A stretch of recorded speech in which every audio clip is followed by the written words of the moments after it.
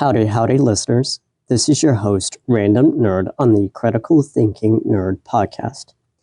This episode digs into the principles of taxes and how we, the people, have involuntarily, quote unquote, consented to outrageous tax rates. Let's dive in.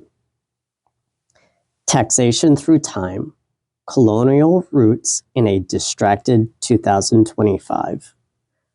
Today, we're exploring the historical roots of taxing the American colonists and imagining a hypothetical 2025 where a 20% tax rate should have sparked a revolt. Except, we the people may have involuntarily consented, swayed by modern distractions and a legislature detached from modern day life. Let's dive into this intriguing paradox. Grab your headphones and maybe some coffee, and let's get started. The colonial tax. Let's travel back to the 1700s, when the American colonies were under British rule.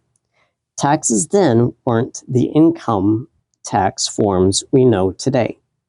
They were a mix of duties like the Stamp Act of 1765, taxing paper, and the Townshend Acts of 1767, hitting imports like tea. Historians estimate the average colonial tax burden at 1 to 2% of income or economic output, a small fraction. Yet, it fueled a revolution. Why? It was about principle, not just the rate.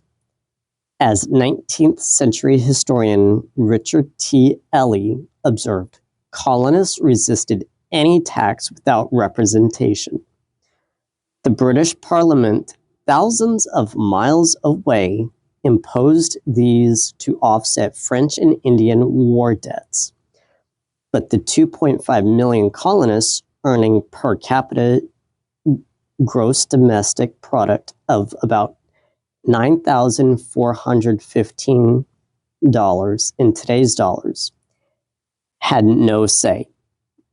The Boston Tea Party in 1773, where 342 chests of tea were dumped over a tax of less than 1%, was a loud protest. By 1775, the Declaration of Independence marked the start of the revolution. That 2% became a symbol of tyranny, scaling taxes to 2025. Now, let's jump to 2025.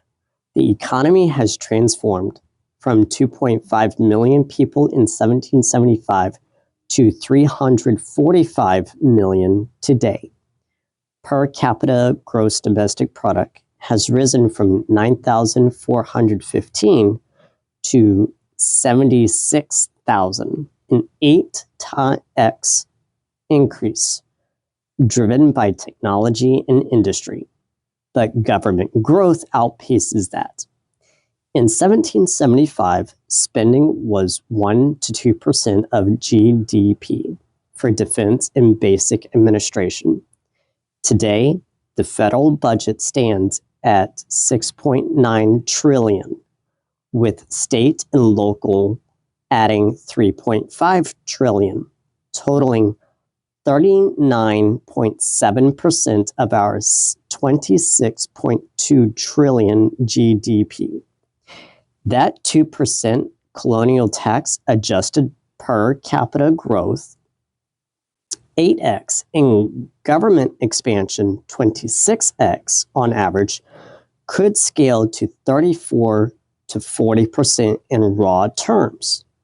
But modern taxes support schools, healthcare, and social programs, unknown in 1775.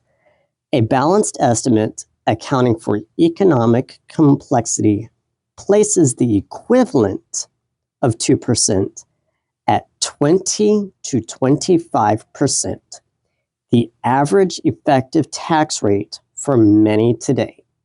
Hypothetical 2025 revolt at 20%. Let's hypothesize a 2025 scenario. It's October 2025, and a new policy caps the average effective tax rate at 20%, covering federal, state, and payroll taxes. For someone earning $60,000, that's $12,000 in taxes, leaving $48, still more than most 1775 colonists made. If the colonists revolted over 2%, shouldn't this 20%, the modern equivalent, have us in the streets by now? History backs this up. Tax revolts like the Whiskey Rebellion, 1794, flared over a 7% excise tax, with 54% Americans feeling taxes are unfair. Gallup, 2025, a 20% tax cap could be the breaking point. Picture protests demanding no taxation without fair representation. But where are they? The quiet suggests we've consented, not willingly, but through a fog of modern influences. Involuntary consent, distractions, and detachment. So why no revolt? First, distractions. A few examples of soy, microplastics, fluoride, and a big one, social media. There's evidence behind it. 2023 Rutgers studies show microplastics as endocrine disruptors, and a 2024 NTP meta-analysis links high fluoride to a 1.63 point IQ drop in kids. Add social media's endless scroll and we're too distracted to rally. A 2023 Science Direct study even found entertainment content on social media dampens political engagement. Call it the distraction effect. Second, legislative detachment.